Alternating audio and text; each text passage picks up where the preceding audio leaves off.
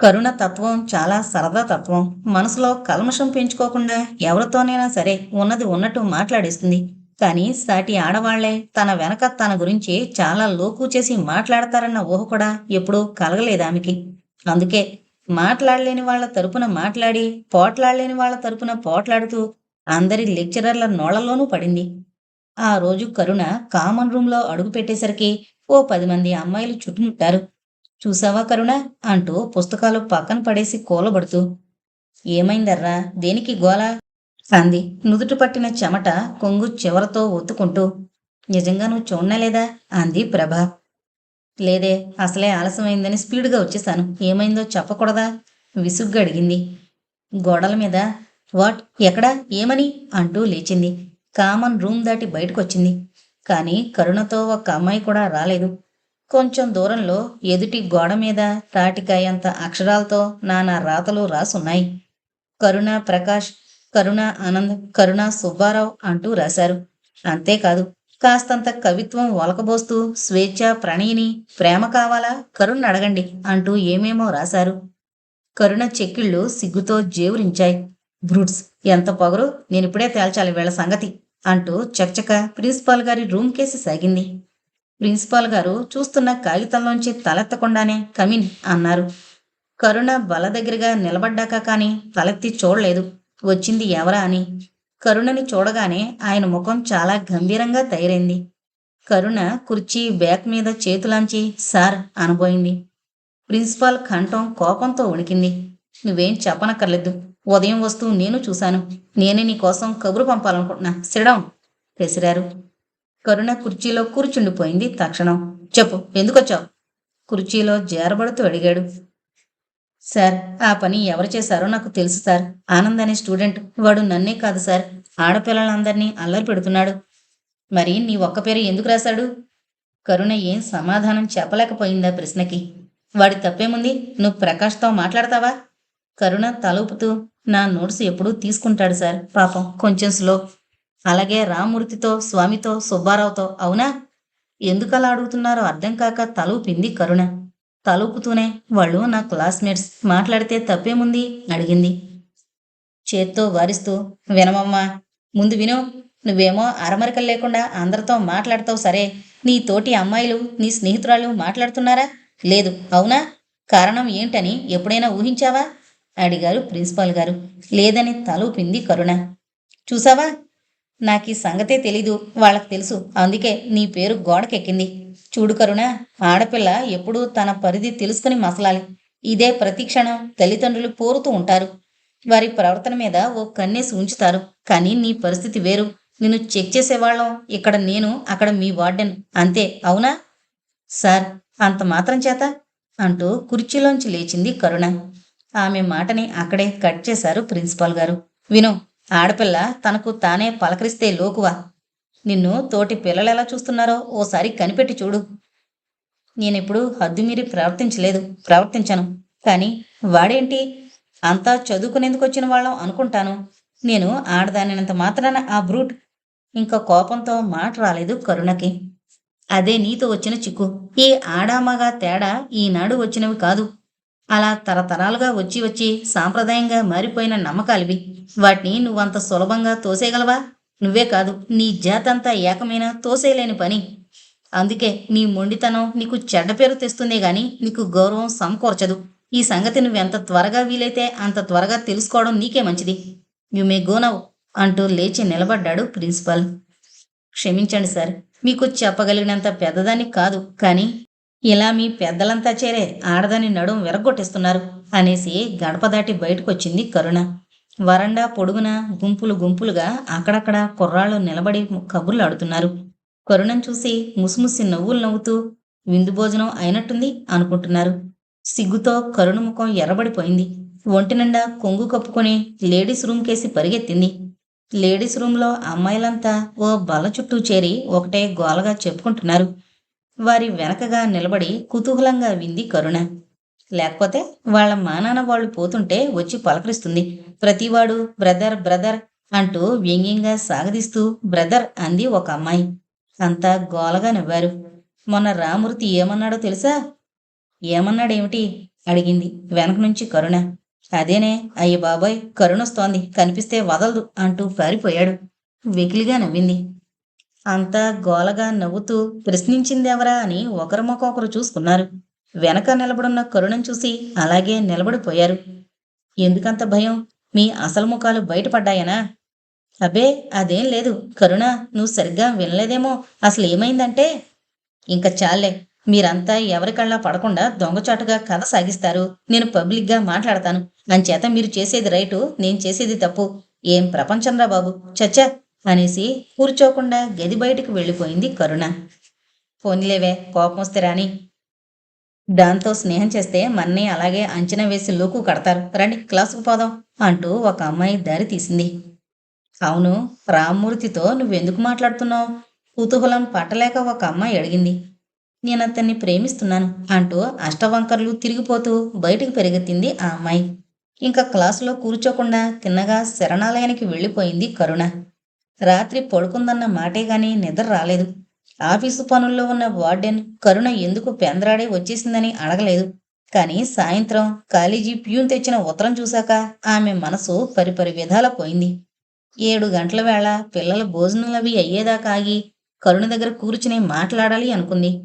కరుణ పక్క మీద పడుకుందన్న మాటే గాని ఆమె మనసు పరిపరి విధాల ఆలోచిస్తోంది.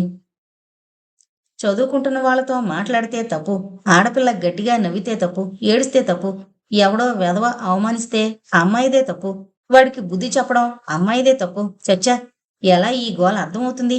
ఆల్రైట్, రేపటి నుంచి ఎవరితో మాట్లాడను, చూస్తాను అనుకుంది ఒత్తిగిల్లి పడుకుంటూ. వార్డెను కరుణ గదిలోకొస్తూనే లైటు వేస్తూ నిద్రపోతున్నావా అని అడిగారు. లేదమ్మా, ఇప్పుడే పడుకుందామని అంది కరుణ. ఆవిడ ఎందుకొచ్చిందో తెలుసు.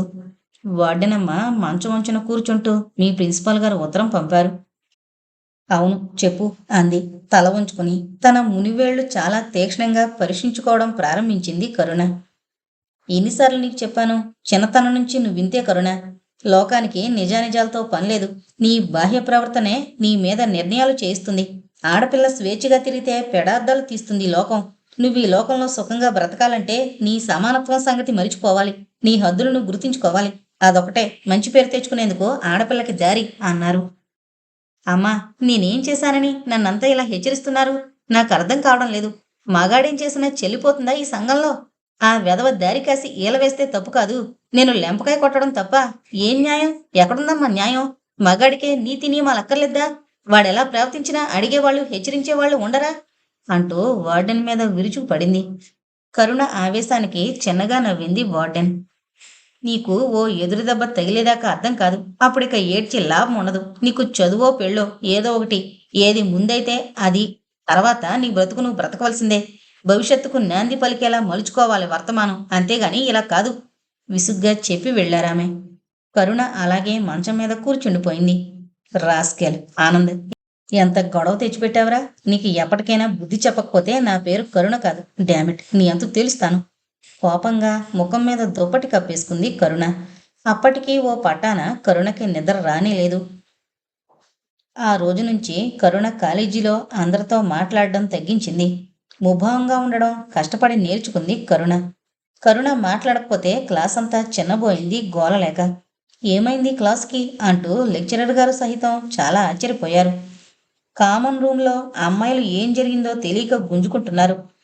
కరుణకి ఏమైందబ్బా అలా మూగబోయింది అంటే, అయ్యో తెలీదా, అందరి దగ్గర నుంచి అందుకుంది ఎడాపెడా ఎడాపెడా అంటూ రాగం తీసిందో అమ్మాయి. ఈ ప్రయత్నం ఇంకా ఓ వారం సాగిందో లేదో, ఓ రోజు కాలేజీ గేటు దాటొస్తోన్న కరుణని దారి కాసి ఓ రోజా పువ్వు మీదకు విసిరాడు ఆనంద్. విసరడంతో ఊరుకోక, మరి అంత కోపమైతే ఎలా కరుణ స్వీటు అంటూ పలకరించాడు. క్షణంసేపు ఆగి కాలు దగ్గర పడ్డ రోజా మీద కాలేసి ముందుకు నడిచిపోయింది కరుణ. ఇది చూసి తన స్నేహితుడికి జరిగిన అవమానానికి ఆనంద స్నేహ బృందమంతా అమాంతం కుంగిపోయింది. వీళ్ల ఓదార్పులకి ఒళ్ళు మండింది. ఉండండ్రా వెదవగోల, మీరును ఎంత అవమానించిందో చూసారా? కనీసం అలా తొక్కకుండా పోకూడదు. ఓ పాఠం చెప్తాలే గురు అన్నాడొకడు. ఈ మాత్రం దానికి సాయం కావాలా? నీ మొహం సాయంత్రం చూడు అంటూ కాలరు సర్దుకున్నాడు ఆనంద్. ఆ రోజు సాయంత్రం కాలేజీలోంచి కాస్త లేటుగా బయలుదేరింది కరుణ. చేత్తో పుస్తకాలు పట్టుకుని చకచకా నడుస్తోంది. ఆమె దారికి అడ్డంగా కాలు పెట్టాడు ఆనంద్. నడవడం ఆపి తలెత్తి చూసింది. ఆనంద నవ్వుతూ కన్ను గీటాడు. మంచి మనిషికైతే ఒక్క మాట చాలు. నీలాంటి పశువులకి ఎన్నిసార్లు చెప్పినా పరగడుపే. తప్పించుకుని పేవ్మెంట్ మీదకి దిగబోయింది కరుణ. అటు వంగి కరుణ చెంప నిమరబోయాడు ఆనంద్. రాస్కెల్, ఎంత ధైర్యం నీకు? చెయ్యెత్తి కొట్టబోయేసరికి దూరంగా వస్తున్న మనుషులను చూసి గబగబా సాగిపోయాడు ఆనంద్. వెనక్కి తిరిగి నవ్వి మళ్ళీ కలుస్తా అంటూ చెయ్యి ఊపాడు. పేవ్మెంట్ మీద కొంగి ఓ రాయి తీసి, రాస్కెల్, నా గురి తప్పదు చూడు అంటూ ఆనంద్ కేసి విసిరింది. ఆనంద్ గబాల రోడ్డు క్రాస్ చేశాడు. స్పీడ్గా వస్తున్న కారు ముందద్దానికి తగిలినట్టుంది. అద్దం చితికిన చప్పుడు, కారు సడన్ బ్రేకు పడిన చప్పుడు కలిసిపోయాయి. ఎంత స్పీడుగా ముందుకు సాగిందో అంత స్పీడుగాను రివర్స్లో వచ్చి కరుణ ముందాగిందా car. Sorry, very very sorry sir. కారుకి తగలాలని కొట్టలేదు. ఆ వెధవ నన్ను అల్లరి పెట్టాడు, బుద్ధి చెప్పాలని. అందుకు రాయేసి కొట్టడానికి నా కారే దొరికిందటండి మీకు? అయినా రోడ్డు మీద నిలబడి ఇలా రాళ్ళు విసరడం ఏమిటి? విసుగ్గా అడిగాడు. కారు దిగి కారుకి జరిగిన డ్యామేజీ పరీక్షిస్తూ. నేను క్షమించమని అడుగుతున్నాను. తప్పు ఒప్పుకుంటున్నానుగా. లేకపోతే నాకేం తెలీదు, నేను విసరలేదు అనేసేవారా? ఆశ్చర్యంగా అడిగాడు. కారు దిగిన వ్యక్తి రామప్రభు. నేనలా అబద్ధం చెప్పను. తప్పు చేస్తే దానికి ఫలితం అనుభవించడానికి నాకేం భయం లేదు. మరింకేం? ఈ అబద్ధం వెలెంతో తెలుసా? 900. 900? క్షమించండి, నేను ఈ జన్మలో అంత డబ్బు ఇవ్వలేను. పోలీసులకు అప్పగించేయండి అంది కరుణ. సిల్లిగా మాట్లాడుతున్నారే. ఈ మాత్రం దానికి ఓ ఆడపిల్లని కోర్టుకి లాగేలా ఉందటండి నమ్మకం. చూసి చెప్పండి అన్నాడు రామప్రభు. సున్నితంగా, అందంగా, హుందాగా ఉన్న అతన్ని ఓ క్షణం రెప్పవాల్చక చూసింది కరుణ. కళ్ళు తిప్పుకుంది. రామప్రభు కూడా కరుణని ఆపాదమస్తకం ఓసారి పరీక్షగా చూశాడు. ఎంత అందంగా, సున్నితంగా, హుందాగా ఉంది. కడిగిన ముత్యంలా స్వచ్ఛంగా ఉంది. వానకు తడిసిన పువ్వులా కొత్తగా ఉంది. అలంకరణలు లేని దేవి మూర్తిలా ఉంది అనుకున్నాడు. ఆ క్షణంలోనే రామప్రభు మనసులో నిలబడిపోయింది కరుణ. మీ పేరేంటి అడిగాడు. ఏం, ఇంక ఉత్తరాలు రాస్తారా? కోపంగా అడిగింది. మీకెందుకండి అంత కోపం? మగవాళ్ళందరినీ మరీ చిన్నచూపు చూస్తున్నారు మీరు అన్నాడు. మహా, మీరక్కడికి మమ్మల్ని మనుషులుగా చూస్తున్నట్టు. చూడండి, ఇప్పుడేం చేయమంటారు? మీకు ఖర్చుకి ఇవ్వలేను. మీరు జైలుకి పంపండి. మరేం చేద్దాం? ఈ ప్రమాదం జరగకపోతే మీలాంటి ఆడవాళ్ళు ఉంటారని నాకు తెలిసేదే కాదు. అందుకే ఇది జరగడం నాకు సంతోషంగా ఉంది. రండి, దింపేస్తాను అంటూ కారు తలుపు తెరిచాడు. అది క్విక్ వర్క్. అతని చేతిలోంచి లాగి కారు తలుపు మూసేసింది కరుణ. మిస్టర్ రామప్రభు అందించాడు. నా కోర్పు తక్కువ. మళ్ళీ నన్ను చూడడానికి ప్రయత్నించకండి. ఏం చేస్తానో నేనే చెప్పలేను అంది కటువుగా. మీరేంటి మరి అందరి మొగాళ్ళని ఒకే తాటితో కట్టేస్తే ఎలా? అంతేనండి, అంతే. మీరంతా ఒకటే. పద్ధతులే వేరుగాని ధోరణులు ఒకటే. మహాత్మా, మీకో నమస్కారం. ఈ ప్రమాదానికి క్షమిస్తే క్షమించండి, లేకపోతే పోలీసుల్ని మా శరణాలయానికి పంపించండి. That is better. See you miss Karuna అని కారెక్కి కూర్చున్నాడు. వాట్? పేరెలా తెలిసింది? పుస్తకం మీద రాసుంది కదండి. వస్తా అంటూ కారు సెకండ్ గేర్లో స్టార్ట్ చేసి దూసుకుపోయాడు రామప్రభు. కరుణ నెమ్మదిగా నడవడం ప్రారంభించింది. రామప్రభు వింతగా, కొత్తగా తోచాడు కరుణకి.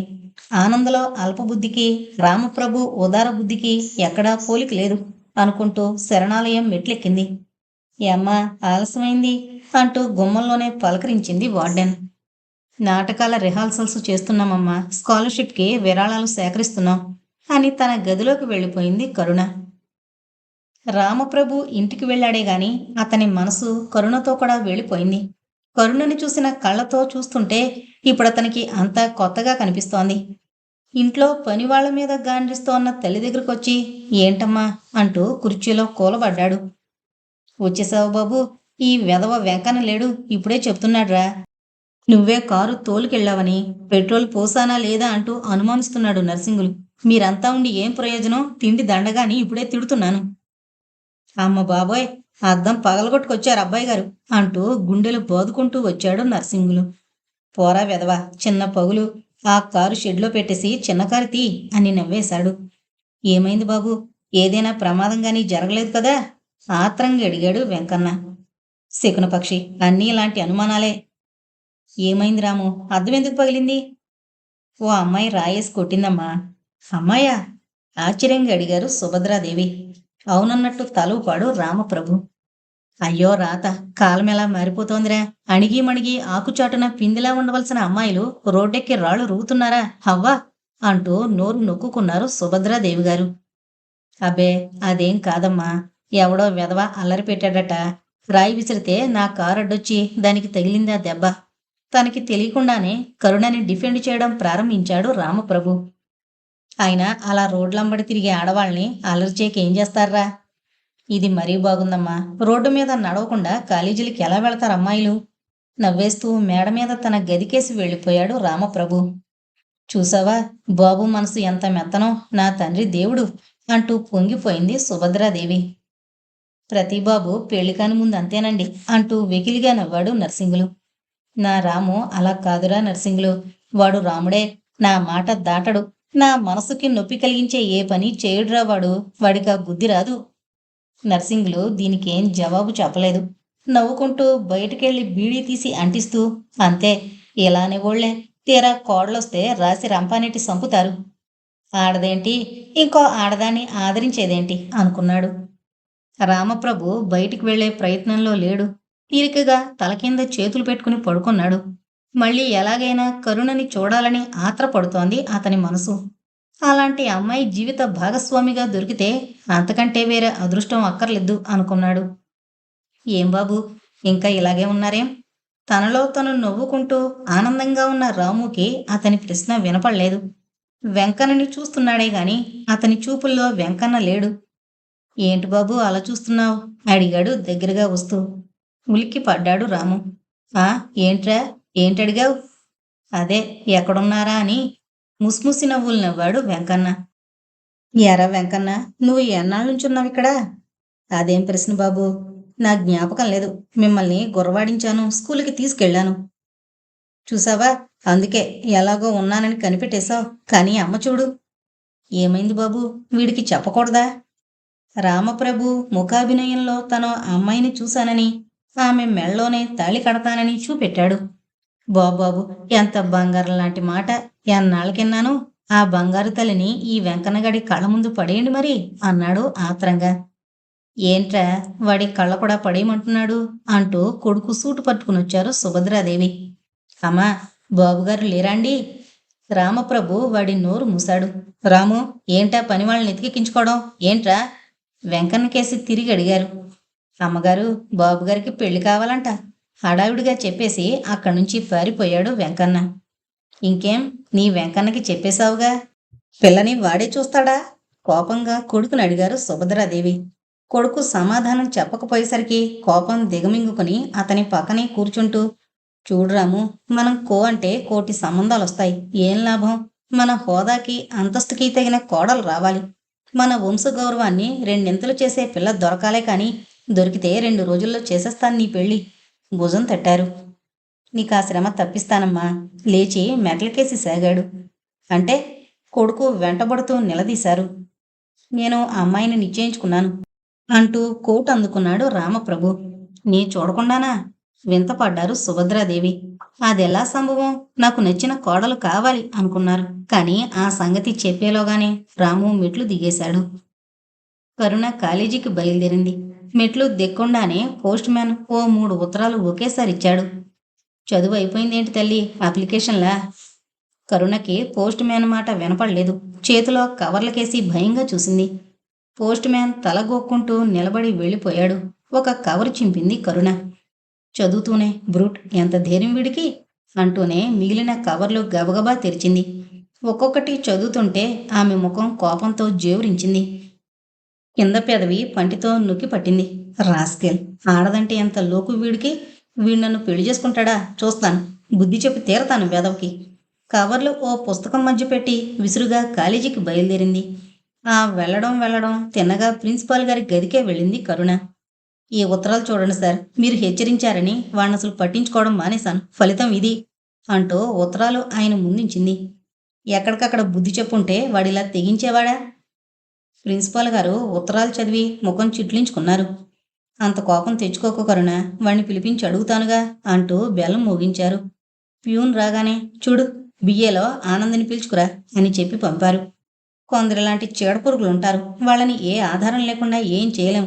ఇప్పుడు వీటి ఆధారంగా యాక్షన్ తీసుకుంటాను. నువ్వు క్లాసుకు వెళ్ళు అన్నారు. చాలా థ్యాంక్స్ సార్. కానీ ఒక్క మాట. మీరు ఆడవాళ్ళని మనుషుల్లా చూడాలి సార్. వాళ్ళకి ఆత్మాభిమానం ఉంటుంది. దాన్ని జాగ్రత్తగా కాపాడుకోవాలన్న కోరిక ఉంటుంది. ఎలా కాపాడుకుంటారు కరుణ? ఇలాంటి ఆనంద్‌కే కాదు, నీ వెనకాల నీకే గోతులు తవ్వే ఆడవాళ్ళు కూడా ఉన్నంత కాలం మీలాంటి వాళ్ళకి రక్షణ కావాల్సిందే అన్నాడు చాలా గంభీరంగా. తల వంచుకుని గది దాటి బయటకొస్తోన్న కరుణకి ఆనంద్ ఎదురయ్యాడు. అతన్ని చూసి ఓసారి తల విదిలించి వెళ్ళిపోయింది. కమిన్ కమిన్ అంటూ ఆనంద్‌ని ఆహ్వానించారు ప్రిన్సిపాల్. ఆ మర్యాదకి ఆశ్చర్యపడుతూ ప్రిన్సిపాల్ ముందు నిలబడ్డాడు ఆనంద్. ఈ ఉత్తరాలు నువ్వు రాసినవేనా? ఆనంద్ బదులు చెప్పలేదు. నీలాంటి వాళ్ళ మూలంగా కాలేజీ పేరు మట్టిపాలవుతోంది. ఇంత అన్యాయమైన ఉత్తరాలు నీ చెల్లెలికి ఎవరైనా రాస్తే ఛ! నిన్నింక మందలించి ప్రయోజనం లేదు. 2 ఏళ్లు సస్పెండ్ చేస్తున్నాను. నువ్వింక కాలేజీకి రానక్కర్లేదు. వెళ్ళు. ఈరోజే యూనివర్సిటీకి రాసేస్తున్నాను. You may go. Sir Anand ఏదో చెప్పబోయాడు. మాట్లాడడానికి ఇంకేం లేదు. నీ పుస్తకాలు తీస్తే తీసుకెళ్ళిపోవచ్చు. నువ్వు ఏ సంస్థకైనా మచ్చ. ఆనంద్‌కి ఏం చెయ్యాలో తెలియలేదు. కాసేపు అక్కడే నిలబడ్డ ప్రిన్సిపాల్ తలెత్తి చూడలేదు. మెల్లగా గది దాటి బయటకొచ్చాడు. వస్తూనే లేని ఉత్సాహం తెచ్చుకుని కాలర్ సర్దుకున్నాడు. స్నేహితులంతా చుట్టుముట్టారు. ఏమైంది ఏమైంది అంటూ. ఈ కాలేజీకి మనకే రుణం తీరిపోయింది అన్నాడు. నువ్వు లేకుండా ఈ కాలేజీ కళావిహీనం అయిపోతుందిరా ఆనంద్ అన్నాడొకడు. ఈ కాలేజీలో చెప్పిన చదువు ఏం నేర్పుతుంది? అడుక్కు తినడం. జీవిస్తూ జీవితంలో చదువుకుంటాను. ముందా రోకి మంచి బుద్ధి చెప్తాను. ఒళ్ళు కొరికాడు ఆనంద్. సాయంత్రం కాలేజీ వదిలాక కరుణ నలుగురితో కలిసి నడుస్తూ గేటుకేసొస్తోంది. ఆనంద్ అటకాయించాడు. కాలేజీలోంచి పంపించేస్తే చాలనుకున్నావా చిట్టి తల్లి అంటూ పలకరించాడు. కరుణ ఆగింది. మిగిలిన వాళ్ళు రావే పోదాం అంటున్నా వినిపించుకోలేదు. నీ పొగరు చూస్తుంటే పీక నులిమి చంపాలనిపిస్తోంది. నా ఆత్మవిశ్వాసం గాల్లో కలిపిన నీ చేత మన్ను కరిపించకపోతే ఈ ఆనంద్ కాడు. తెలుసుకో కరుణ. కరుణ వ్యంగ్యంగా తర్వాత అంది. ఆనందం మీదకొచ్చాడు. కరుణ, మనిద్దరం ఒకలాంటి వాళ్ళం. మన దారులు కలవక తప్పదు. కరుణ ఓ అడుగు వెనక్కి వేసింది. ఏడిశారు ఆనంద్ గారు. బోర్లా పడ్డ మీసాలకి మన్ను అంటుకోలేదుగా అన్నాడట. నీలాంటి మొనగాడే నా దారి కడ్డులే అంది. Shut up women. నీ జీవితంలో మరిచిపోలేని గుణపాఠం నేర్పి తీరతాను. Good bye. ప్రస్తుతానికి విసురుగా వెళ్ళిపోయాడు. పీడ వదిలింది అనుకున్న కరుణ పెదవుల మీద అప్రయత్నంగా చిరునవ్వు వెలిగింది.